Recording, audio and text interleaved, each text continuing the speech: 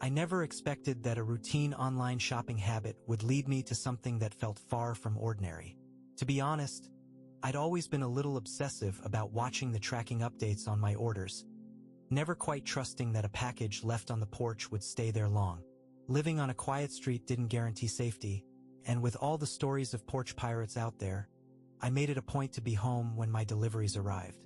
That's how I first started seeing him, Terry. It was a Thursday afternoon when I noticed him for the first time, carrying a slim brown package up to my door with an easy stride and a kind of quiet confidence. He looked about mid-30s, with broad shoulders under his navy Amazon uniform and a dusting of sweat at his temples that only added to his rugged charm. His beard was neatly trimmed, a bit of gray peppered through the black, and when he met my eyes with a simple, "Afternoon package for Ryan," my chest fluttered in a way I hadn't expected. I nodded, taking the package and offering a polite smile. "Thanks, man. Perfect timing." He gave a short grin, one corner of his mouth lifting just enough to show a dimple I hadn't anticipated. "Always try to be." It was a small exchange, nothing unusual, but it stuck with me. Maybe it was the way his voice had a rough softness to it, or how his eyes held mine just a second longer than necessary. From then on, I started noticing the way my heart jumped a little every time I saw that familiar Amazon van pull up. And he came often. Maybe it was my tendency to order things I didn't necessarily need, or maybe it was the universe doing something a little mischievous, but over the next 3 weeks, Terry showed up at my doorstep again and again. Sometimes it was a box of coffee pods, other times a random charger or a skincare item I'd convinced myself was urgent. But every time I made sure to be there. We developed a rhythm, small conversations with growing warmth. He'd joke about how I was keeping him in business, and I'd tease him about memorizing my address by heart. Once, when the rain had soaked his sleeves, I offered him a towel to dry off, and he stood in my doorway just a little longer than expected, letting his fingers linger on the fabric as he handed it back. There was something unspoken in the air, a glance that held a little too long, a brush of fingertips when he passed me a package, a mutual awareness that we were no longer just a customer and a delivery guy. We were circling something, unsure of who would step closer first. Then, one afternoon, it happened.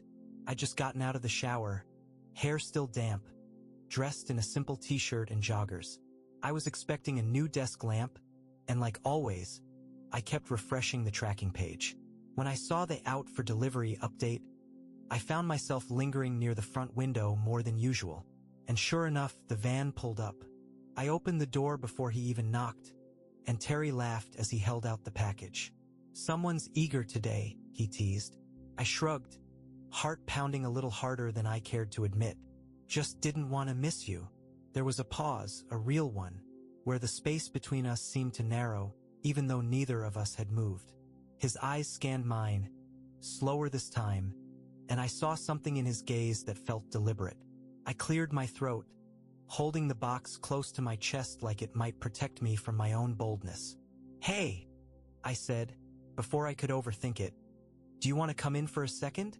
I made coffee and, I don't know, you look like you've had a long day." He hesitated, not long, just enough to seem human, then gave a soft smile that warmed more than the sunlight spilling onto my porch. "Yeah," he said, voice low and easy. "I'd like that." And just like that, the threshold between us vanished. Terry stepped inside, the door clicking shut behind him, and suddenly the air felt different, denser, warmer.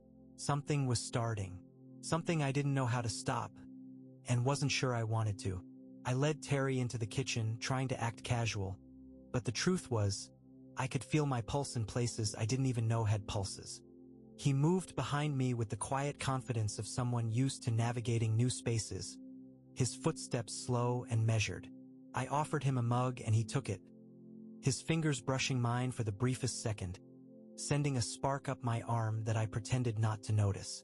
We stood in my small kitchen, the air thick with the scent of dark roast and something else, something quieter, heavier.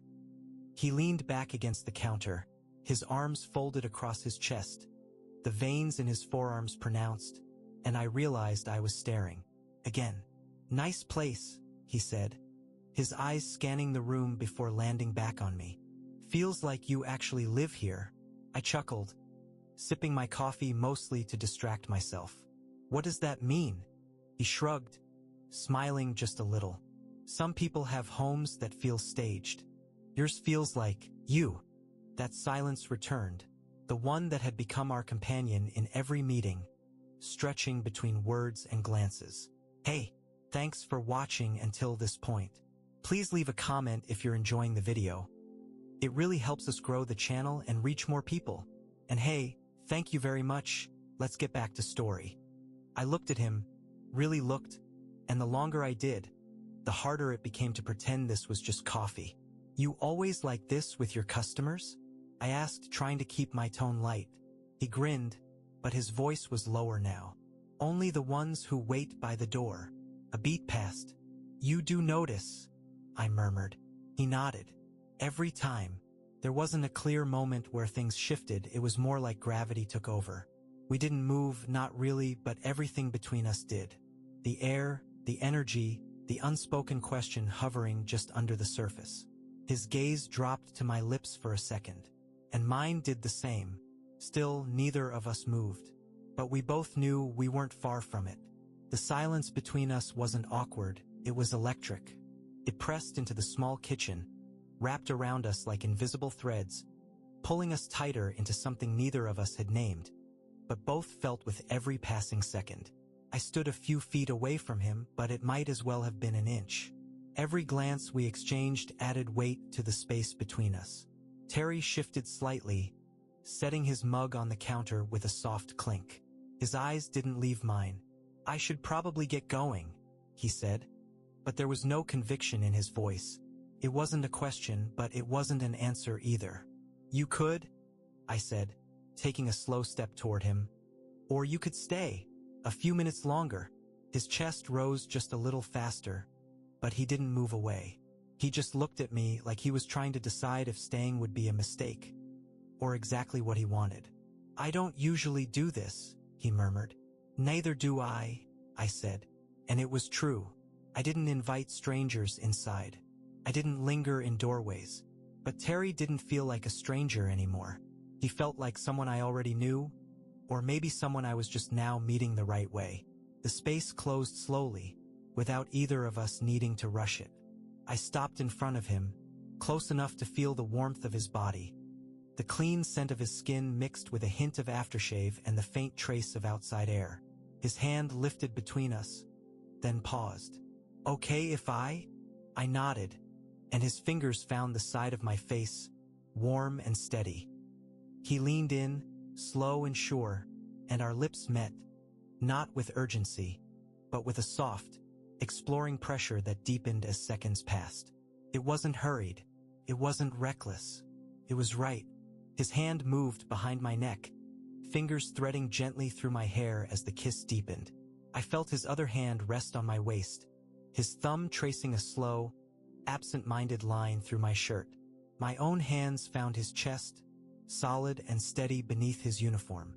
It was the kind of touch that didn't just say "I'm here." It asked, "Can I stay?" We pulled apart slightly, both of us catching our breath, and our foreheads rested together. I could feel his smile before I saw it. "I really wasn't planning to deliver anything else today," he whispered. I laughed softly, eyes still closed. "Guess I'm the lucky one." His fingers moved again, light, curious, and I knew the night had changed completely. This wasn't just a fleeting encounter. Something real had begun here, and neither of us was ready to walk away from it.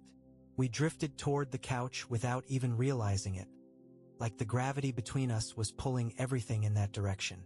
Terry sat first, his strong frame settling into the cushions, his expression softer now but still laced with that curious tension. I followed, sitting beside him, our knees brushing lightly. Neither of us rushed to speak. There wasn't a need. The silence was doing something language couldn't, letting everything that had just passed between us linger in the air, untouched.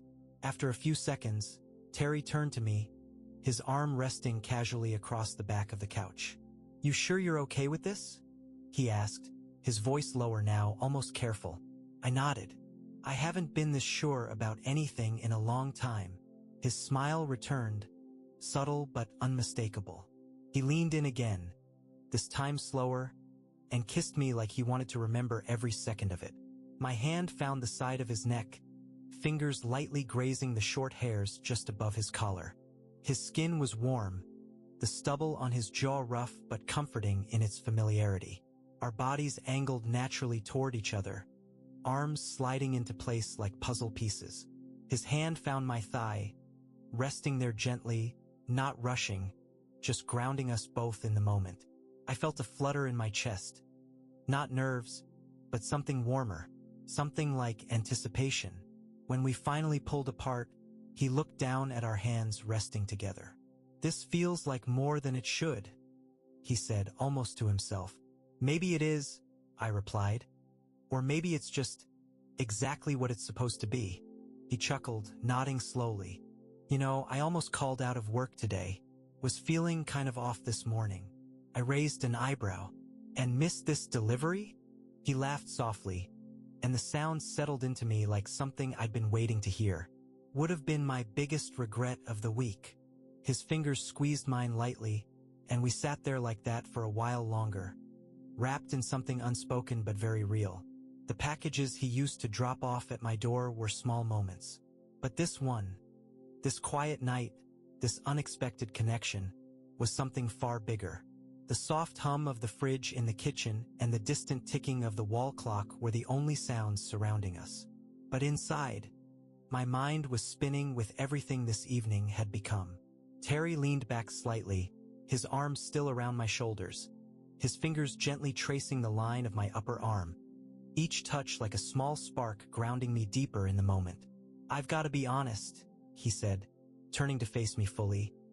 "This is the first time I've ever, accepted an invitation like this, on a route." I smiled, playing with the seam on the cushion between us. "And this is the first time I've ever asked." He tilted his head, studying me for a beat, then reached out and brushed a lock of hair from my forehead with the back of his knuckles. "Feels like it's not just a first for both of us. It feels like a shift, something neither of us saw coming." I nodded slowly, my heart caught between comfort and excitement. There was something about him, about the ease he brought into the room, the kindness in his touch, that made me feel safer than I had in months. We weren't rushing, and we didn't need to. That made it all the more intense. He leaned in again, but this time, the kiss deepened, no hesitation, no second-guessing. Just warmth and pressure and the sound of our breathing mingling in the quiet air. I responded instinctively, my hands sliding to his chest, feeling the strength beneath his shirt and the steady rhythm of his heart. Terry pulled me gently closer, our legs tangling slightly on the couch. His hand slid from my shoulder to my waist, firm but tender, pulling me into him. There was nothing hurried about it. We were exploring, rediscovering what touch could feel like when it came from connection, not just attraction. "I've wanted to do that for weeks," he whispered, his lips brushing my cheek. "You're not the only one," I murmured, a smile tugging at the corner of my mouth. We sat there like that, kissing, pausing, breathing each other in. His hands stroked the small of my back. My fingers found their way to the curve of his jaw. Nothing about it felt like a game or a fling. It was too quiet, too tender for that. This was two people leaning into something they'd both been craving but didn't know how to ask for. Eventually, Terry leaned back and looked at me, his thumb tracing circles on my wrist. "I should head out soon," he said reluctantly. "Got a few more stops before my shift ends." I nodded, not wanting the moment to end but understanding it had to. "So, this isn't a one-time delivery?" He grinned. "Only if you're not home next time I knock." I laughed softly, resting my head against his shoulder. "I'll be home." The next morning, the golden haze of sunlight spilled through the blinds, casting soft lines across the living room floor where Terry had last stood. Even though he'd left a few hours earlier, the space still held his presence. Like a warmth had settled into the air and refused to leave. I ran a hand through my hair as I sat at the kitchen counter, sipping lukewarm coffee and replaying every moment from last night. The way his fingers had traced gentle paths across my skin, how his kiss grew more confident with each passing second, and the quiet glances we shared between words. It all felt surreal, like pages from a book I didn't know I had started reading. I wasn't naive. I knew connections like that didn't just come out of nowhere every day. And yet, that's exactly how it had arrived. On a doorstep, in a box marked with tracking numbers and held by hands I'd grown to look forward to seeing. My phone buzzed. Terry. Made it through the rest of my shift, but I was smiling the whole time. You up for lunch tomorrow? I didn't even hesitate. Me, yes. Come over. I'll cook. Or at least attempt to. A few dots danced on the screen as he typed his reply. Terry, you bring the smile. I'll bring dessert. I set the phone down, grinning at nothing in particular. The same way Terry had always left a package with care and precision, he had somehow left something even more lasting in me. A comfort I hadn't realized I was missing. It wasn't about a wild night or a reckless moment. It was about timing. About two people noticing each other, week by week, behind casual smiles and quick exchanges. About the spark that came when neither was expecting it, and the courage to follow it. As I tidied up the living room, I paused for a second, looking at the door. Funny how a guy in a bright blue Amazon shirt had delivered more than just packages. He'd delivered something I didn't know I'd ordered. Something I didn't know I'd been waiting for. Love? Maybe not yet. But something real. Something worth opening.